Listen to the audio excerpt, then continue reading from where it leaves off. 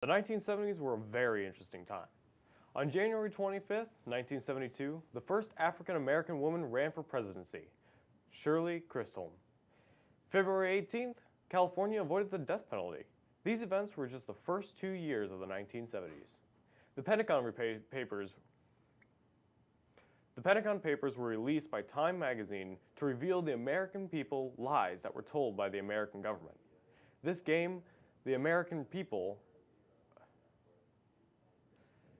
a reason to doubt politics. The papers revealed the amount of troops being lost in the Vietnam War, funding, and why the war was an option.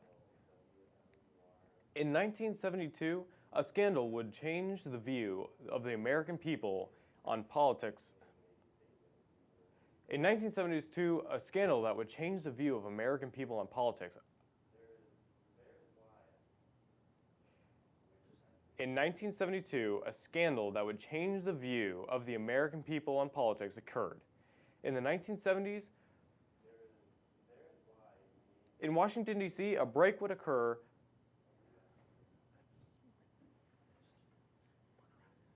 In 1970s, in Washington, D.C., a break-in occurred at the Watergate complex. When news reporters Carl Bernstein and Bob Woodward investigated the break-in, they discovered a plot to re-elect President Nixon. The finding resulted in a distrust of government, ultimately causing Nixon to resign.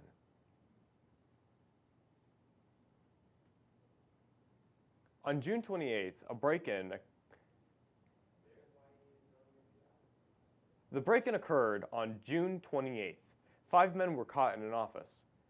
The men were wearing black business suits and latex gloves. When Frank Willis, a 24-year-old security guard, went on patrol, he noticed office doors taped shut.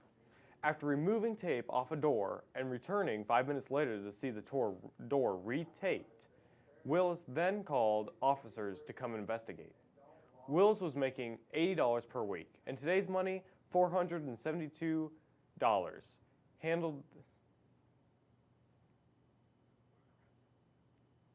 When the officers arrived at 2:30 a.m. and caught the burglars on the 6th floor, they noticed that the offices were tampered with. The 5 men had foreign accents and had about $1,000 in $100 bills. 3 of these men were later identified as Cuban. File drawers were pulled out and papers were on the floor. The papers were of national defense and business forms. 3 of the men were previously involved with the Bay of Pigs invasion in Cuba. When the men were searched, they were discovered with pen-sized tear gas guns, police receivers, 2 35mm cameras, and 10 rolls of unexposed film. After articles were published, news reporters Carl Bernstein and Bob Woodward of the Washington Post decided to further investigate the break-in. Although they were able to get credible information, they were not the first to begin the investigation. An article by the New York Times was released upon the discovery of 4 different bank accounts linked to the campaign office of re-electing the president. The accounts were traced back to accounts in Mexico.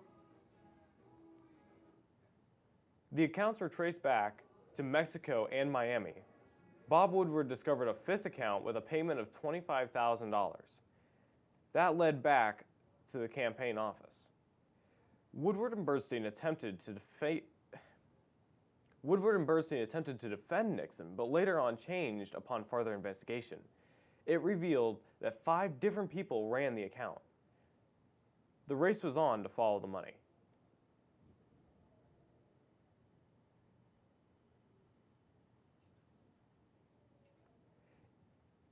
It was later revealed that the accounts were ran by the head financial officer of the campaign to re-elect President Nixon.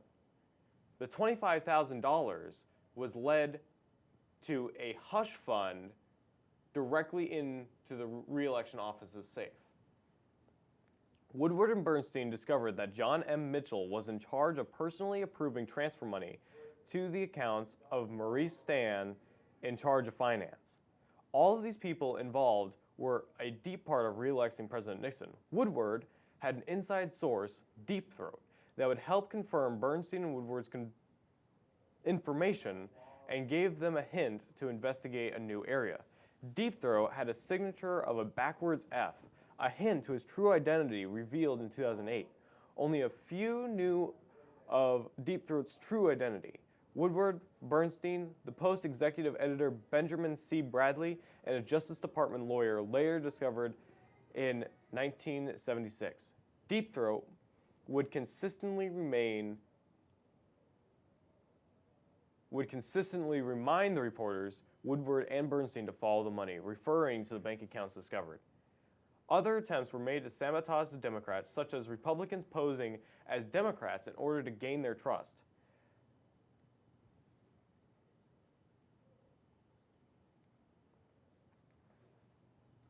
And then sabotaging their plans. And then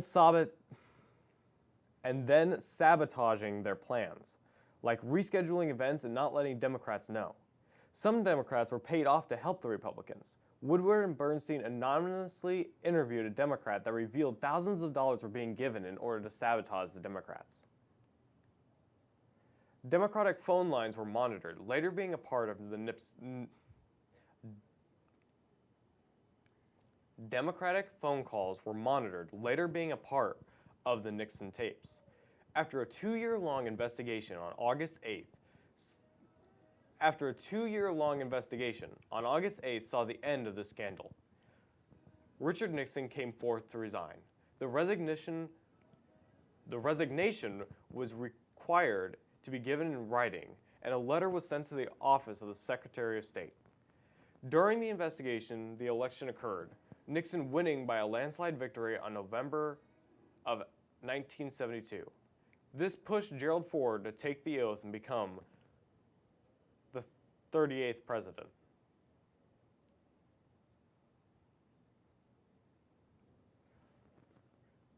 With Nixon's resignation soon after, this pushed Gerald Ford to take the oath and become the 38th president. After this large scandal, a distrust in politics strengthened. 3 years after Nixon's resignation, David Frost, an English television host, interviewed Nixon on the Watergate incident. The political aftermath of Nixon was all revealed in these 12 interviews. The interview aired over 3 weeks, 4 days per week. Nixon was very defensive during these interviews about the hush money given. During these interviews, Nixon admitted he lied about the scandal, but told the truth about the fundamentals. Unsure about the CIA's involvement, Nixon revealed that he volunteered to resign. In Nixon's point of view, his actions were not a cover-up. He was within the law, and all of his actions were for the American people. Nixon ultimately revealed in his interview with David Frost, if the president does it, it is not illegal.